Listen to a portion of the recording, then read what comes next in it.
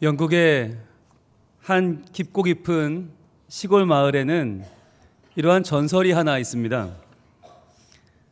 하나님께서 우리에게 천사를 보내셔서 기도에 응답을 하시는데 그 방법이 좀 특별합니다. 바로 그 마을에 있는 한 양초장이의 집에 오셔서 쭉 만들어 놓은 양초 가운데서 하나를 천사가 건드린다는 거예요. 그렇게 터치를 하고 나면 그 양초는 특별해진다는 거예요. 그래서 기적의 양초가 된다라고 하는 전설이 있어요. 그 기적의 양초를 켜놓고 기도하면 반드시 응답을 받는다라고 하는 전설이었어요. 그런데 이 천사가 언제 오냐면 25년에 한 번 와요. 25년에 한 번 와서 초를 건드린다는 거예요. 자, 그 순박한 사람들이 그 전설을 믿고 평화롭게 살고 있는데 이 마을에 한 가지 변화가 일어납니다. 오랫동안 함께하던 목사님이 이제 돌아가시고 새로운 목사님 부임을 한 거예요. 근데 이분은 아주 좋은 가문에서 신지식을 공부한 분이에요. 아주 엘리트예요. 그러니까 이분이 와서는 이 기적의 양초에 대한 이 전설을 허황된 미신이라고, 아니 지금 세월이 어느 시대인데 지금 전깃불을 밝히는 시대에 웬 양초를 켜고 양초 타령이냐, 그걸 이제 부인하기 시작했어요. 그러면서 교회 안에도 양초를 치우고 전깃불을 밝히면서 많은 사람들에게 이제 그건 다 거짓말이다 이야기하기 시작했어요. 자, 그런데도 사람들은 기적의 양초에 대한 그 전설을 믿었습니다. 그래서 한 명 한 명 다 그 양초장에게 찾아와서 얘기하는 거예요. 나는 25년 전에 당신이 건네준 그 기적의 양초를 받았던 그 사람을 기억한다고. 그 사람이 정말 방향타 없는 배처럼 인생이 엉망진창이었는데 당신에게 그 기적의 양초를 받은 다음에 그걸 놓고 기도해서 그 사람이 새 사람 되지 않았냐고, 지금 너무 멋지게 되지 않았냐고 하면서 사람들이 이야기하는 거죠. 그러니까 그 양초를 날 달라고. 이번에 천사가 나타나면 탁 건드리고 가는 그 양초를 꼭 우리 집에 주길 바란다고 부탁을 하는 것이었어요. 자, 그때마다 이 양초장에는 마음이 약해서 거절도 못하고 아이고, 예, 알았습니다 하고 지나가는 거예요. 근데 그 모습을 보고는 이 목사님이 한번 찾아왔어요. 찾아와서는 아니 왜 사람들이 현혹시키냐고, 그런 게 어딨냐고, 하나님이 왜 그렇게 이상한 분인 것처럼 만드냐고. 그러니까 그때 에드워드는 그렇게 말합니다. 이 양초장의 에드워드는 리치몬드 목사라고 하는 그 목사님께 이렇게 말을 합니다. 목사님, 우리가 하나님의 비밀을 전부 알 수는 없잖아요. 그러나 그분께서 분명히 역사하신다는 것까지 비밀은 아닙니다.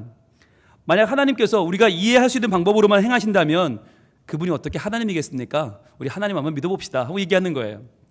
자, 이 새로운 리치몬드 목사님은 이 마을에 변화를 주기 시작합니다. 양초는 없다. 이제는 전깃불의 시대다. 교회도 달라져야 된다. 그래서 양초를 켜놓고 간절히 기도하는 이러한 구닥다리 믿음은 이제 치워버리고 선행과 친절로 교회 이미지를 새롭게 만들어가기 시작합니다. 자, 이제 드디어 25년째가 되는 성탄절이 다가옵니다. 한 대강절 밤에 잠을 자던 양초장의 에드워드는 깜짝 놀라 잠을 깹니다.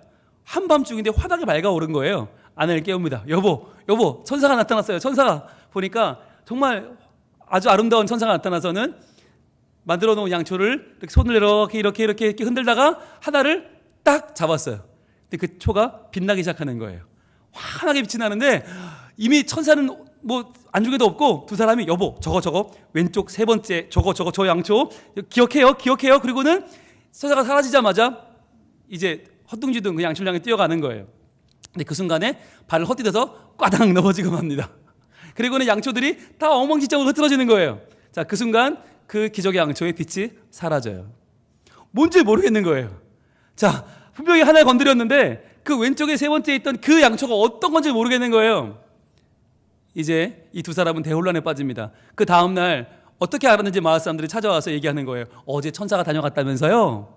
자, 기적의 양초 그거 우리 집 꼭 좀 필요해요. 꼭 좀 주세요 하면서 이야기하는데 이 기도 제목이 다 너무 간절해요. 다 하나도 지나칠 수가 없어요. 그래서 어떻게 했을까요? 이 에드워드 부부는 조용히 안으로 불러서 이야기합니다. 당신만 알고 계세요. 이게 진짜 기적의 양초랍니다. 당신에게 드리는 거예요. 당신만 아세요? 그리고 줬어요. 자, 그 다음 또 사람이 찾아와서 이야기합니다.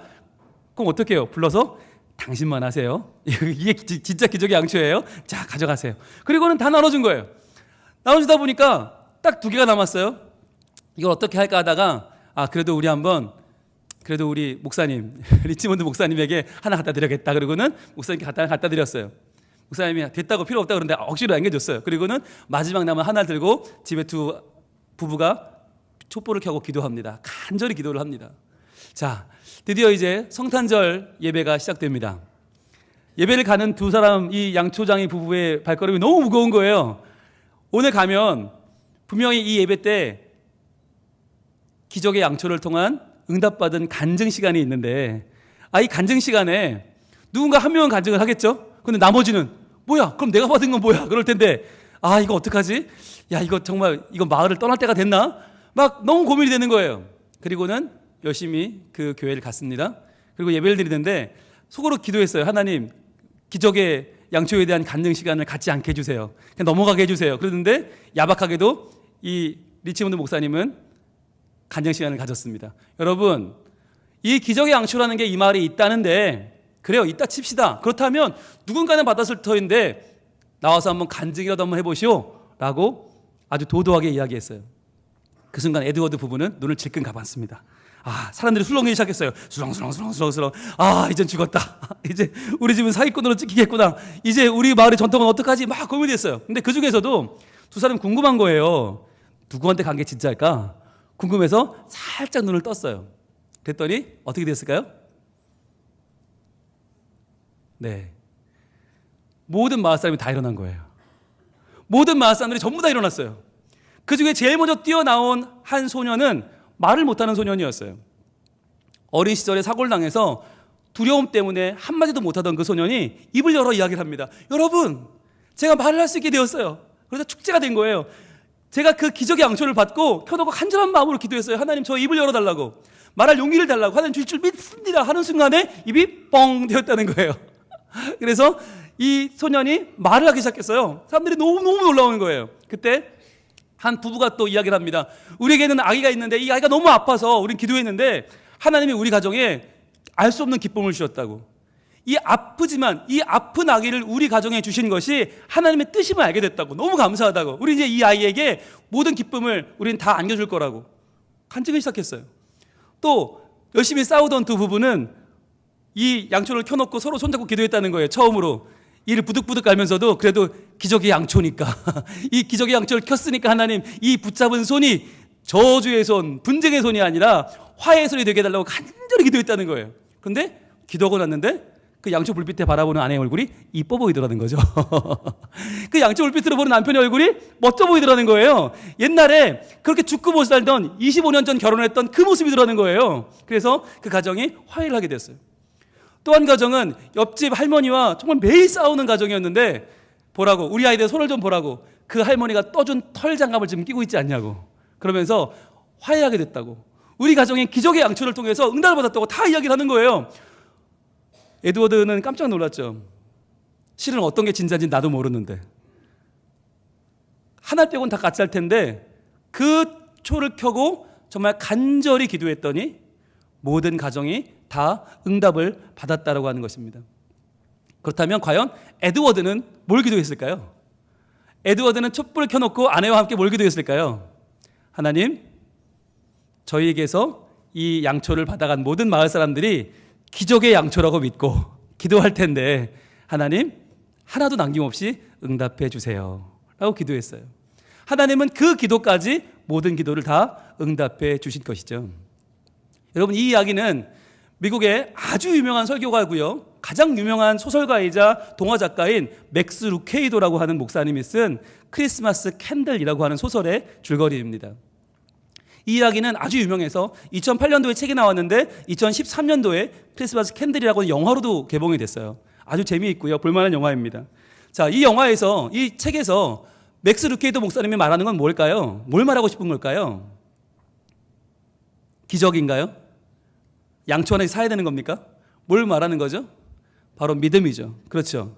믿음입니다. 이 소설의 배경은 1890년대 영국인데요. 이 1890년대는 언제였냐면 전기가 막 발명되던 시기예요. 그러니까 양초가 점점 지고 전기불, 전구가 떠오르던 그런 시대예요. 그러면서 사람들의 생각이 바뀌던 시대죠.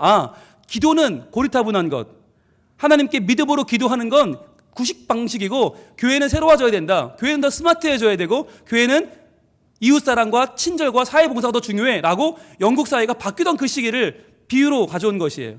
그러면서 양초가 상징하는 게 뭐냐면, 양초는요 주님을 기다리는 대강절을 상징하는 표입니다. 이 양초를 켜서 교회는 대강절에 한 주 한 주 양초를 켜면서 양초가 줄어드는 모습을 보면서 이제 주님이 오실 때가 됐구나라고 깨닫게 됩니다. 그리고 양초는 자기의 몸을 점점 녹여서 불태워서 빛을 밝히는 존재잖아요. 바로 우리에게 생명을 주기 위해서 오신 예수님을 상징하는 것이 바로 양초이기도 합니다. 이 양초를, 대강절의 상징인 양초를 이 맥스 루키드 목사님은 사용해서 우리에게 도전하는 것이죠. 과연 우리의 믿음이 지금 어떤가라고 하는 거예요. 우리의 교회는, 우리의 믿음은, 성탄절을 맞이하는 우리의 마음은 과연 이 성탄절이 나에게 응답하시는, 나의 간절한 기도에 하나님이 들어주시고 나에게 변화를 일으키시는 기적의 날로 우리가 기대하고 있는지, 아니면 그냥 전깃불 켜듯이 현대화된 눈에 보이기에 좋은 그냥 우아하고 멋진 교회에 와서 하루 성탄 예배 드리고 가는 것으로 우리의 성탄절이 지금 끝나버리고 있지는 않은가 묻고 있는 것입니다. 양초는 중요하지 않아요. 그러나 그 양초가 기적의 양초라고 믿고 간절히 기도했을 때 하나님은 모든 사람들에게 응답을 주셨습니다. 모든 사람들은 그 성탄절이 특별한 성탄절이 됐습니다. 모든 사람들은 하나님의 은혜를 받았습니다. 저는 오늘 우리의 이 성탄 전야가, 이 크리스마스 이브가 그런 날이 되기를 원합니다. 그냥 잘 준비해서 오늘 발표 한번 잘하고 박수 받고 땡이 아니라, 오늘 즐겁게 하루 보냈어가 끝이 아니라 바로 나에게 찾아오시는, 나를 변화시키기 원하시는, 내 간절한 기도에 응답하시는 그 하나님을 내가 만나 기쁨으로, 감격으로 하나님을 찬양하는, 하나님과 나와의 특별한 관계가 회복되는 날이 되길 소망합니다. 여러분, 오늘 크리스마스 이브인데 서울에서는 뭐가 제일 관심 난지 아세요? 서울에서는 오직 하나입니다. 눈이 오느냐 하는 거예요. 눈이 오면 얼마나 오느냐, 펑펑 오느냐, 그래서 화이트 크리스마스가 되느냐.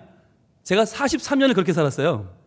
근데 부산에 오니까 눈이 안 와요. 그러니까 그나마도 없어졌어요.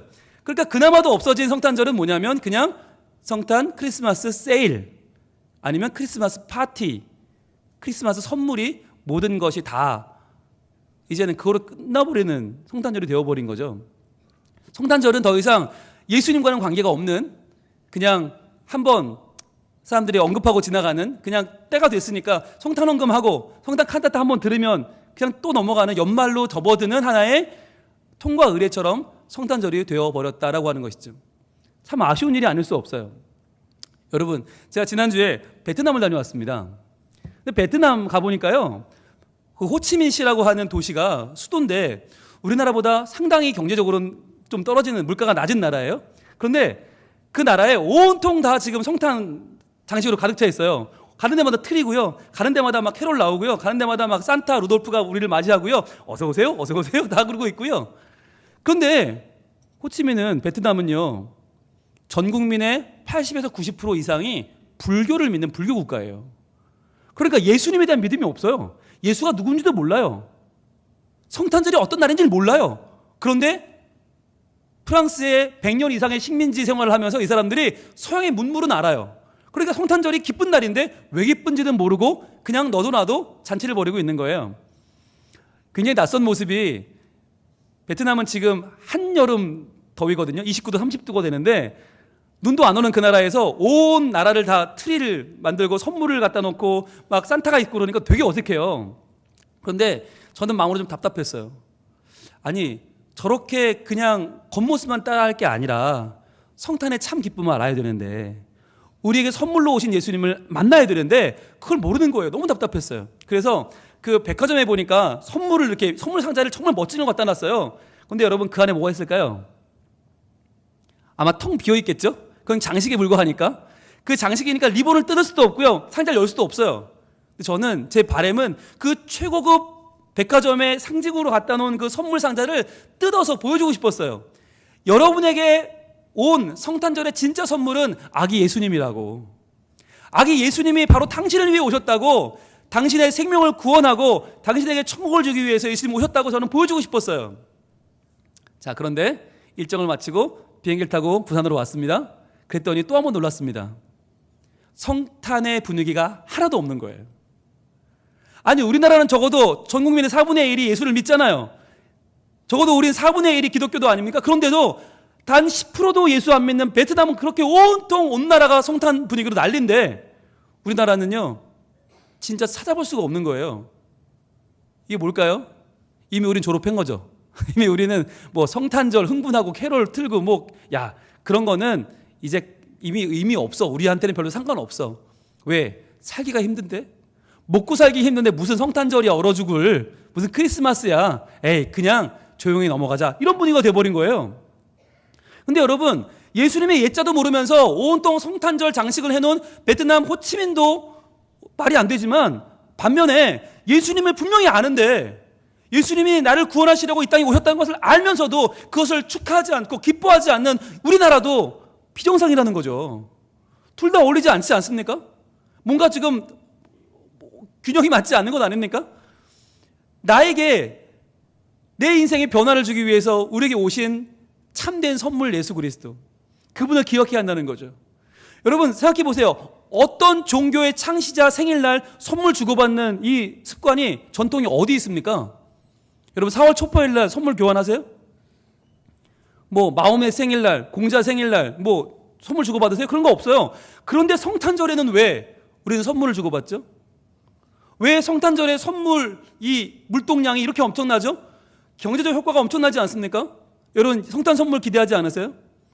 적어도 저희 집에 두 아들은 기대하고 있던데. 지들이 한 게 뭐가 있다고? 지들 생일도 아닌데 되게 기대를 해요. 그날 넘어가면 그냥 큰일 날 줄 알아요. 빚쟁이처럼 저를 쫓아다녀요. 근데 왜일까요? 이게 뭡니까? 왜 예수님의 생일만큼은 다른 날과 달리 우리가 선물을 주고받는 거죠? 내 생일도 아닌데? 바로 예수님께서 우리에게 오신 진짜 선물, 우리에게 정말 놀랍게 찾아오는 깜짝 선물이시라고 하는 것을 우리가 알고 믿고 있기 때문입니다. 선물이란 건 말이죠, 나에게 줄 때만 효과적이에요. 내가 받을 때만 의미가 있어요. 아무리 좋은 선물도 남이 주고받는 건 아무 의미가 없어요. 나에게 찾아올 때 그게 별거 아닌 거라도 정성이 느껴지고 감격하게 되고 기뻐하게 되죠. 이 성탄절이 과연 누구를 위한 것인가라고 하는 거예요. 그냥 사람들이 흥겹게 한번 지나가면서 징글벨 징글벨 하고 지나가면 되는 것이냐, 그냥 뭐 산타크로스 루돌프 한번 확 올라갔다가 끝나면 되는 거냐, 아니라는 거죠. 우리 교회도 아니고요, 우리 나라도 아니고 민족도 아니고 바로 나에게, 내 자신에게 찾아오시는 예수님, 바로 나에게 선물처럼 다가오셔서 나의 생명을 구원하시는 어린 아기 예수님을 만나는 날이 바로 성탄절이다라고 하는 것이에요. 여러분, 이 선물을 하나님이 우리에게 주셨습니다. 어떻게 주셨나? 우리 로마서 8장 32절 한번 봅니다. 로마서 8장 32절. 자, 하나님이 우리에게 선물을 예비해 주셨어요. 자, 이 선물의 의미, 성탄의 의미가 바로 여기 담겨 있습니다. 로마서 8장 32절 함께 읽어봅니다. 시작. 자기 아들을 아끼지 아니하시고 우리 모든 사람을 위하여 내주신 이가 어찌 그 아들과 함께 모든 것을 우리에게 주시지 아니하시겠느냐. 아멘. 자, 이 귀한 말씀, 자기 아들을 아끼지 아니하시고, 자, 자기 아들 독생자 예수 그리스도를 아끼지 않고 우리 모든 사람을 위하여 내어주신 이가 누구에게 줬다고요? 우리 모든 사람을 위해서. 이건 누구만을 위한 게 아니에요. 간절하게 기다리는 누구만이 아니라 우리 모든 사람, 우리의 모든 하나님의 자녀들을 한 명 한 명을 위해서 예수님을 보내주셨다는 거예요. 바로 성탄은 나를 위한 거예요. 내 자신을 위한 거. 지금 눈물 나고 아프고 지금 당장 은혜가 필요한 나를 위해 주신 거예요. 자, 더 좋은 건 이 본문의 하반절이죠. 어찌 그 아들과 함께 모든 것을 우리에게 주시지 아니하시겠느냐. 가장 중요한 예수님을 선물로 줬는데 뭘 아끼시겠냐는 거예요. 하나님이 어떤 응답을 아끼시겠느냐? 물질이나 건강이나 관계나 우리의 모든 것 하나도 남김없이 하나님은 주신다. 즉 예수님이라는 선물은 가장 귀한 선물이기 때문에 이 선물을 받은 자에게 나머지는 보너스로 다 따라오더라는 것이죠. 여러분, 이것이 하나님이 우리에게 주시는 이 성탄 선물의 의미입니다. 예수님을 주셨습니다. 나를 위해 주셨습니다. 다른 무엇도 아낌없이 주신다라고 하는 것이죠. 자, 이것을 오늘의 본문은 이러한 감격적인 표현으로 우리에게 알려주고 있습니다. 시편 23편 5절 함께 읽습니다. 오늘의 본문 시작. 주께서 내 원수의 목전에서 내게 상을 차려주시고 기름을 내 머리에 부으셨으니 내 잔이 넘치나이다. 아멘. 성탄절인데요, 우리의 원수는 여전히 두 눈을 부릅뜨고 우리 목전에 있어요. 고요한 밤, 거룩한 밤 아무리 찬양을 해도 변치 않는 우리의 삶의 문제는 우리 앞에 여전히 절벽처럼 서 있어요. 눈물 나고 아픈 우리의 인생은 달라지지 않아요. 그러나 그럼에도 불구하고 내 원수의 목전에서 하나님은 내게 묵묵히 상을 차려주십니다. 기름을 내 머리에 부으십니다. 아기 예수님을 선물로 주십니다. 그래서 그 예수님이 오시는 그 감격적인 이 성탄의 기쁨이 무엇이에요? 내 잔이 넘치나이다. 내가 감당할 수 없는 큰 은혜라는 거예요. 내가 감당할 수 없는 특별한 은혜라는 거예요. 일반적인 은혜가 아니에요. 그냥 살다가 받아도 그만, 안 받아도 그만인 은혜가 아니라 이건 너무너무 특별한 은혜. 이 성탄절은 너무나 감격적인 날, 나를 위해서 예수님이 저 높고 높은 별을 넘어 이 낮고 낮은 땅으로 내려와 주신 너무나 특별한 날이라는 거예요. 그게 내 잔이 넘치나이다 라고 하는 고백입니다. 내 잔이 넘치나이다. 여러분, 이 내 잔이 넘쳐나는 이 특별한 선물, 이 특별한 계획을 위해서 하나님이 하신 일이 있어요. 뭐냐면 이 선물을 그냥 주신 게 아니라 특별한 포장지에 담아주셨어요. 너무나 특별한 포장지, 그래서 잊을 수 없는 포장지, 헷갈릴 수 없는 포장지에 담아주셨어요. 그게 뭐냐? 함께 읽습니다. 마태복음 1장 23절입니다. 이 특별한 포장, 우리에게 주신 선물을 우리가 부인할 수 없고 거부할 수 없고 인정할 수밖에 없는 그 포장이 뭐냐? 바로 마태복음 1장 23절입니다. 같이 읽습니다. 시작. 보라, 처녀가 잉태하여 아들을 낳을 것이요 그의 이름은 임마누엘이라 하리라 하셨으니 이를 번역한즉 하나님이 우리와 함께 계시다 함이라. 아멘.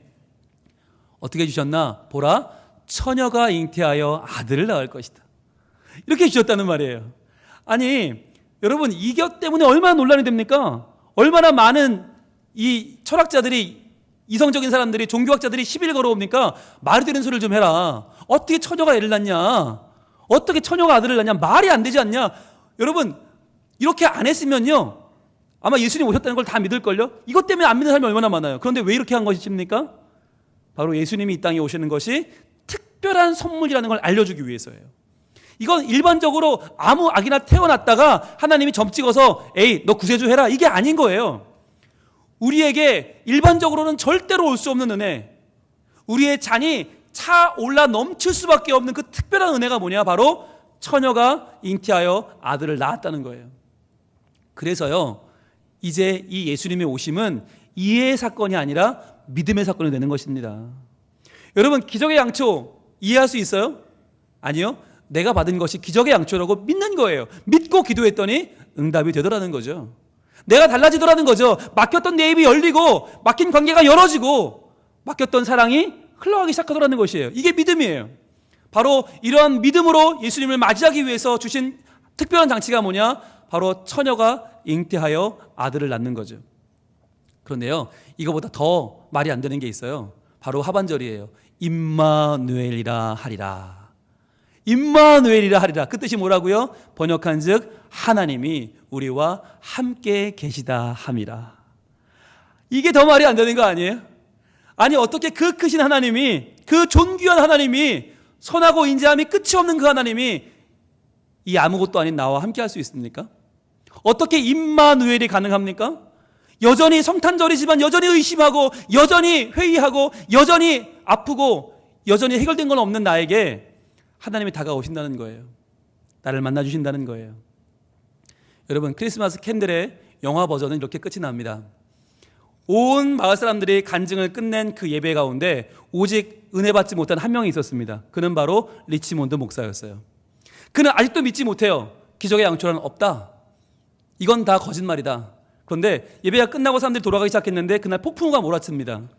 한 임산부가 지금 곧 애를 낳으러 가야 되는데 폭풍 한가운데 갇힌 거예요. 그 얘기를 듣고 선행과 친절을 중요하기 시작하는 이 리치몬드 목사가 아내와 함께 마차를 타고 달려갑니다.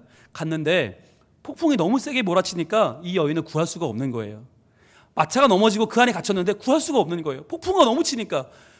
자기의 무력함에 가슴 아파하던 이 목사는 마지막으로 최후의 방법으로 자기 속에 있던 양초를 꺼내듭니다. 에드워드가 주었던 기적의 양초입니다. 거기에 몇 번의 실패를 거듭해서 불을 켜요. 근데 불이 들어오는 순간에 놀랍게도 기적처럼 폭풍우가 멈춰집니다. 그리고 그 여인을 구해요. 그리고 그날 밤에 한 아기가 태어납니다. 그걸 통해서 이 리치몬드는 깨닫게 되죠. 아, 진짜 하나님은 우리의 간절한 소원에 응답하시는구나. 이 리치몬드가 그 폭풍우 속에서 몇 번이나 그 성냥을 치면서 간절히 기도하거든요. 하나님 도와주세요. 하나님 도와주세요. 이 생명이 여기서 죽으면 되겠습니까? 어머니와 아기를 살려주세요. 도와주세요. 기도하면서 불을 켰을 때 그 양초에 불이 들어오는 순간에 폭풍우가 잦아들고 그 여인이 안전하게 아기를 낳더라는 것이죠. 그러면서 리치몬드가 마지막에 깨닫습니다. 아, 하나님은 정말 계시는구나. 아, 하나님은 정말 응답하시는구나. 우리의 간절한 기도에 응답하시는구나. 영화에서는요, 실제로 진짜 기적의 양초를 가지고 있던 사람이 그 리치몬드 목사였어요. 왜일까요? 뭘 보여주는 걸까요? 오늘날 우리에게는 리치몬드 목사처럼 하나님의 응답을 믿지 못하는 사람들이 있다는 거예요. 다른 사람들은 다 응답받아도, 남들은 다 성탄절로 기뻐해도 나는 아무 상관없어. 나는 여전히 문제투성이야. 나는 성탄절이 기쁘지 않아. 이런 사람이 있다는 거예요. 어떻게 할까요? 네, 제가 바로 그러한 마음이었기 때문이에요. 여러분, 성탄절을 앞두고 저의 마음은 너무 무거웠어요. 어떻게 설교를 해야 되지? 무슨 설교를 해야 되지? 아, 여러분, 설교 너무 어려워요. 너무 힘들어요. 어제 밤늦게까지 눈이 퉁퉁 붓도록 어떻게 설교해야 될지 고민에 빠졌어요. 근데 그 순간 깨닫게 됐어요. 아, 내가 성탄절을 기뻐하지 못하고 있구나. 성탄절을 하나님이 내게 주시는 감격의 응답으로 알지 못하고 일로, 사역으로, 부담으로 느끼고 있구나. 바로 그 영화에 나오는 리치몬드 목사가 바로 저처럼 보였어요. 그럼 기도했어요. 하나님, 저에게도 그러한 응답을 허락해 주세요. 간절히 기도했을 때 하나님이 저에게 응답이 되셔서 저에게 하나님의 은총을 보여주세요. 그랬더니 여러분, 놀랍게도요, 제가 받은 은혜가 너무 크더라고요. 제가 하나님께 증거를 보여달라고 할 게 없더라고요. 너무 많은 은혜가, 너무 많은 증거가 제 앞에 있더라고요. 그래서 어제 저는 지난 한 해를 돌아보면서 너무나 감사했어요.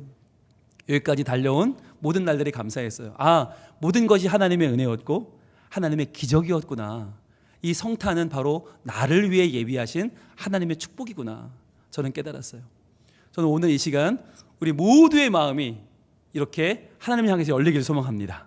그래서 마치 내가 지금 기적의 양초를 쥔 것처럼 그렇게 기도하면 좋겠어요. 하나님, 저에게 응답해 주세요.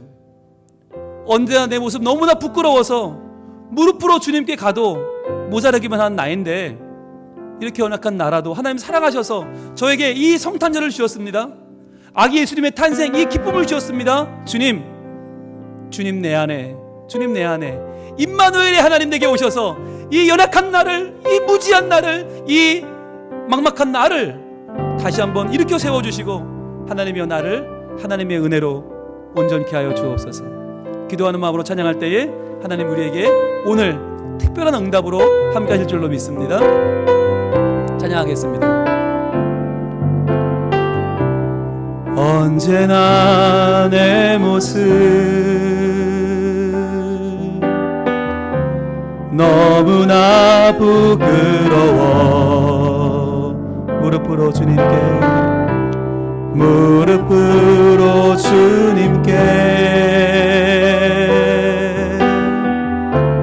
기도로 가오니 나 홀로 서 있는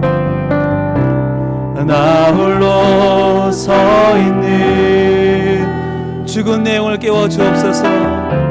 죽은 내 영 깨우사 주님만 나를 세워 내 영 살게 하소서. 임마누엘의 주님 내 안에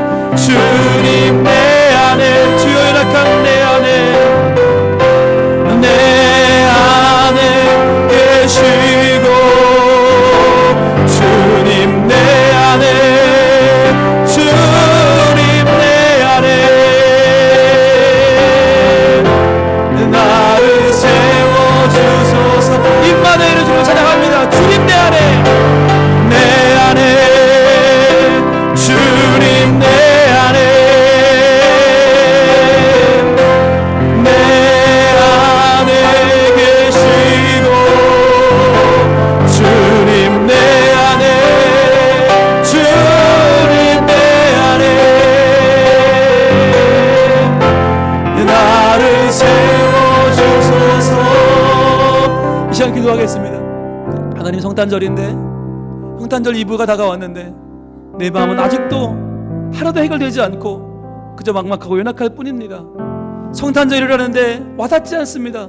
내게는 아무 일도 벌어지지 않는 것 같습니다. 하나님, 내 이 막막한 마음을 터치하여 주시고 다가오셔서 주님 내 안에 오셔서 내가 너와 함께한다, 임마누엘의 주님을 만나게 하여 주옵소서. 내 인생을 밝혀주옵소서. 나를 세워주시옵소서. 간절한 마음으로 주여 외치기도 합니다. 주여! 아버지 하나님, 아버지 하나님, 연약한 우리가, 부족한 우리가 부족한 인생 가운데 주여 주님 바라보며 기도합니다. 주님, 언제나 내 모습 너무나 부끄러워서 무릎으로 주님께 기도로 가는 연약한 우리들 간절한 마음으로 기도하오니 주여 이 성탄절에 저희는 응답받기 원합니다. 저희는 하나님의 사랑으로 주여 온전히 서기를 원합니다. 주여, 쓰여 무너지고 아프고 연약한 우리들의 인생, 정말 아무것도 되지 않는 것 같은 눈물 나는 내 인생입니다.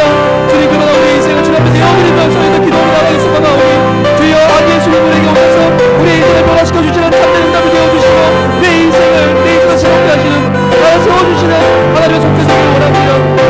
이 성탄절에 우리의 삶이 하나님의 은혜로 채워지기를 원합니다. 은혜로 채워지기를 원합니다. 나를 위한 하나님의 응답, 거룩한 하나님의 손길이 우리에게 있어지기를 원하오니 주여 도와주시옵소서. 우리의 가정을 하나님 붙잡아 주옵소서. 우리의 영혼을 붙잡아 주옵소서. 우리의 교회를 붙잡아 주옵소서. 우리의 교회를 붙잡아 주옵소서. 우리의 교회를 붙잡아 주시옵소서. 이 성탄절에 예수님을 우리의 마음속에 모시고 내가 새로워지는 귀한 날이 되기를 원합니다. 지금까지 살아온 모든 날들 하나님의 이름을 깨닫게 하시고 앞으로 살아갈 모든 날들 하나님의 내가 어디 살아갈 날들이 있구나 기대하고 소망하게 하여 주옵소서. 주님 내 안에 오셔서 나를 새롭게 하시고 나를 하나님의 사람으로 온전히 하여 주시옵소서. 주님 내 안에, 주님 내 안에, 주님 내 안에, 내 안에 계시고 주님 내 안에, 주님 내 안에, 주님 내 안에 나를 세워주소서. 다시 한번 임마누엘의 주님을 찬양합니다. 주님 내 안에, 주님 내, 주님 우리에게 오시옵소서. 내 안에 계시고 주님 내 안에 내게 오시옵소서. 주님 내 안에, 임마누엘의 주님을 찬양합니다. 나를 세워주소서. 오 주님, 임마누엘의 주님을 찬양합니다. 처녀가 잉태하여 아들을 낳을 것이니 이것이 너희에게 주는 나의 표라 말씀하시는 주님, 그 아들을 우리에게 주심과 같이 모든 것을 우리에게 아낌없이 주신다고 하시는 하나님의 그 사랑을 저희들 다시 한번 붙잡습니다. 성탄 전야인데 나에게는 아무 일도 벌어지는 것 같지 않은, 나랑은 상관없는 것 같은 이 성탄절에 외롭게 서 있는 우리들에게 주님 찾아오셔서 임마누엘로 하나님 나와 함께하여 주시옵소서. 그리하여 내가 응답받고 간절한 소원 가운데, 간절한 기도 가운데 하나님의 기적을 체험하는 우리가 되게 하여 주시옵소서. 우리의 막힌 담을 헐어주시고 꼬여버린 관계를 풀어주시고 우리의 간절한 소망을 따라 우리의 경제적인 문제를, 우리의 건강의 문제를, 우리 가정의 문제를, 영혼의 문제를 하나님 해결하여 주시옵소서. 아기 예수님이 우리에게 오시는 이 날이 나를 세워주시는 거룩한 날, 기도 응답의 날이 되게 하여 주시옵소서. 우리를 온전히 세워주시는 예수 그리스도 이름으로 기도합니다. 아멘.